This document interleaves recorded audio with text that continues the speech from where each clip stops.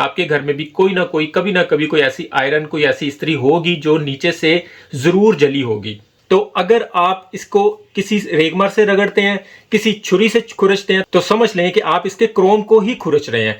Chrome plate खराब मतलब iron खराब। कोई इसे पैनाडोल से उतार रहा है, कोई डिस्प्रिन से उतार रहा है। तो आज मैं आपको इस आयरन के जलने के मुतालिक एक बहुत जरूरी बात बताने वाला हूं। अस्सलाम वालेकुम फ्रेंड्स, मैं हूं शहजाद मुगल और आप देख रहे हैं tech knowledge YouTube channel. Iron के जलने के बाद आयरन के ऊपर से उसका जला हुआ उतारना कोई बहुत बड़ा काम नहीं होता। इसे आप बहुत सारी चीज़ों से उतार सकते हैं, लेकिन यहाँ पे ज़रूरी बात यह है इसके अंदर एक एलिमेंट होता है। एलिमेंट इस आयरन की इस प्लेट को गर्म करता है, जिसकी वजह से हम अपने कपड़ों को आयरन कर पाते हैं। तो इसके अंदर एलिमेंट इस तरीके का होता है, वो यहाँ से शुरू होता है, इस तरह ऊपर की तरफ जाता है और यहाँ से इस तरह वापस आ जाता है। और इसकी ज़्यादा गर्म होने वाली जगह इसका सेंटर पॉइंट होता है। और अगर हमारी इस्त्री बहुत ज़्यादा गर्म हो जाती है तो जिस जगह से एलिमेंट ज़्यादा गर्म होता है उस जगह से इसके ऊपर मौजूद क्रोम को जला देती है। मैं आपको बहुत सारी चीज़ें बता देता हूं जिससे हम इसका जला हुआ सिर्फ 2 से 3 मिनट के अंदर अंदर उतार सकते हैं, लेकिन उसका फ़ायदा बिल्कुल नहीं होने वाला, क्योंकि जैसे ही हम इसको दोबारा कपड़े के ऊपर रखेंगे ये कपड़े के ऊपर मौजूद छोटी छोटी लुई को अपने साथ चिपका लेगी और फिर यहाँ पे जला हुआ दोबारा इकट्ठा हो जाएगा। इवन ये कपड़ा भी जलाएगी। सिंपल बात यह है कि अगर आपके आयरन की नीचे वाली प्लेट के ऊपर मौजूद क्रोम खराब हो जाता है, जल जाता है, तो समझ लें कि आपकी आयरन बेकार हो गई है। ऐसी सूरत में इसे ठीक करने के सिर्फ 2 सॉल्यूशन होंगे, वो भी मैं आपको बता देता हूं। इसके अलावा मैं इसे आपको साफ करने का तरीका भी बता देता हूं, लेकिन उससे पहले अगर आप एक आयरन नहीं लेते हैं तो उसकी मैं आपको एहतियातें बता देता हूं कि ऐसा क्या करेंगे कि हमारी ये आयरन किसी सूरत भी यहां से जलेगी नहीं, सारी उम्र चलेगी, इसका ये क्रोम खराब नहीं होगा। आयरन किसी भी ब्रांड की ले लें, उसका एलिमेंट नहीं जलता जबकि उसकी ये क्रोम प्लेट खराब हो जाती है। ये बिल्कुल ऐसे ही है जैसे आपके किचन में कोई नॉन स्टिक बर्तन है और एक दूसरा आम सादा बर्तन है, उसके अंदर आप कुछ पकाते हैं तो वो नीचे लग जाता है, नीचे जम जाता है, जबकि नॉन स्टिक बर्तन के अंदर आप कुछ भी बनाते हैं तो वो उसकी प्लेट के साथ नहीं लगता। अब यहाँ पे हमें अपनी आयरन को इस कंडीशन से बचाने का क्या तरीका है।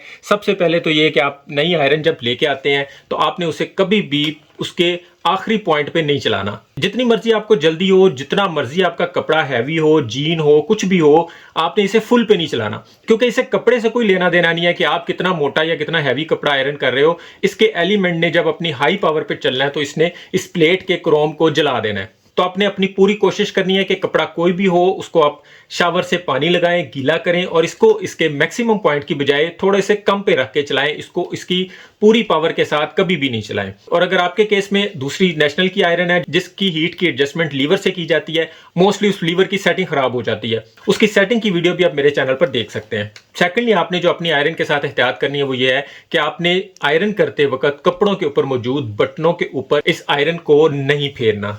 सेकेंडली, किसी भी जिप के ऊपर नहीं फेरना। आयरन की प्लेट के ऊपर हुआ क्रोम उस जिप या बटन की वजह से उतर जाता है, वहां पे लाइनें पड़ जाती हैं। जिस जिस जगह से इसका क्रोम उतरेगा वहां से ये कपड़े को उठाना शुरू हो जाएगी और वो चीज आगे बढ़ना शुरू हो जाती है। बहुत सारी चीजें हैं जिससे आप इसके जले हुए को उतार सकते हैं। आप घर में मौजूद किसी टूथपेस्ट को इसके ऊपर रगड़ के भी उतार सकते हैं।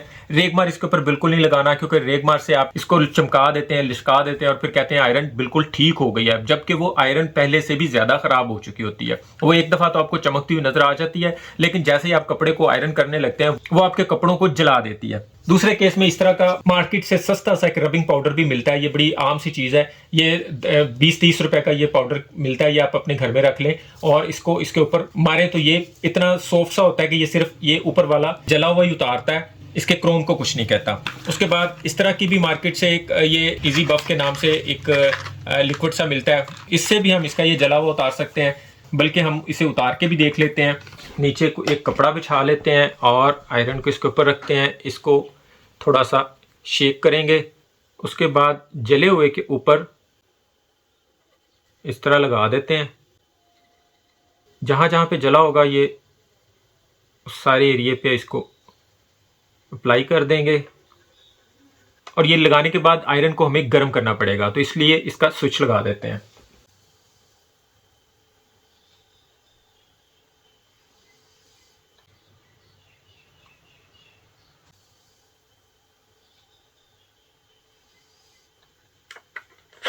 ये आप देख सकते हैं कि ये गर्म होते ही इसने इसकी जितनी मैल है, जितना ये जला हुआ है, इसको इसके ऊपर से मेल्ट कर दिया है। आयरन हमने बंद कर दिया है, किसी कॉटन के कपड़े से इसे ऊपर से साफ़ कर देते हैं।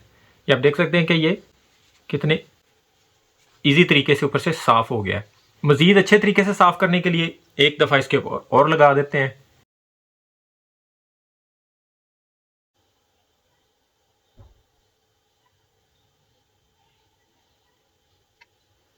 आयरन बंद कर दी मैंने और फिर एक दफ़ा इसे हम साफ़ करते हैं, देखते हैं कि क्या सीन है। थोड़ा सा ऊपर रगड़ लिया मैंने, इसी तरह इस पर भी। जैसे ये गर्म हो जाए तो इसे हम किसी कपड़े से साफ़ कर लेते हैं। अब हमारे इस काम से फ़ायदा ये हुआ है कि हमारी आयरन का क्रोम पे बिल्कुल कोई रगड़ नहीं आई। ये अगर आप घर में ला के रख लें और जब भी आपके आयरन के साथ इस तरह जलने का कोई मामला हो तो ये सिंपल सा काम करके आयरन के नीचे से जितना भी जला होगा 1 सेकंड में 1 मिनट में उतार सकते हैं। आपकी आंखों के सामने 2 मिनट भी नहीं लगे और आयरन नीचे से बिल्कुल साफ सुथरी हो गई है। इसके ऊपर मौजूद अब ये जला हुआ दाग प्लेट के क्रोम के जलने का है।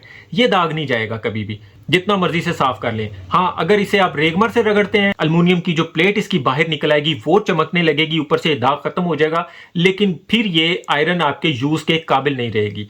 इसलिए जहां तक मुमकिन हो सिर्फ दाग मिटाएं, इसके क्रोम को ना खत्म करें। बेशक ये क्रोम जल गया है, लेकिन अभी भी अगर हम इसे लो स्पीड में रख के थोड़ा कम गर्म करके इससे हम लॉन्ग टाइम के लिए कपड़े इस्त्री कर सकते हैं। इससे इस तरह जलने से बचाने का तरीका मैंने आपको बता दिया कि इसे हमने बहुत ज्यादा हॉट पे नहीं चलाना, किसी बटन पे नहीं चलाना, किसी जिप पे नहीं चलाना, ताकि इसकी प्लेट डैमेज ना हो।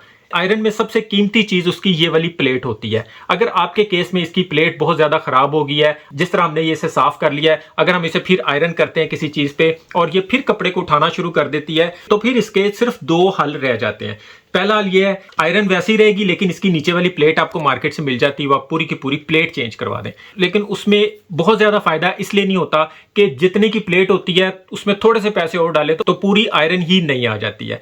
तो फिर हम दूसरे तरीके की तरफ चलेंगे तो उसमें मोस्टली आपने देखा होगा कि बाइक्स की किसी भी क्रोम वाली चीज को, उसके मडगार्ड को, उसके सिलेंसर को अगर बहुत ज्यादा जंग लग जाता है तो आप उसे क्रोम करवा लेते हैं।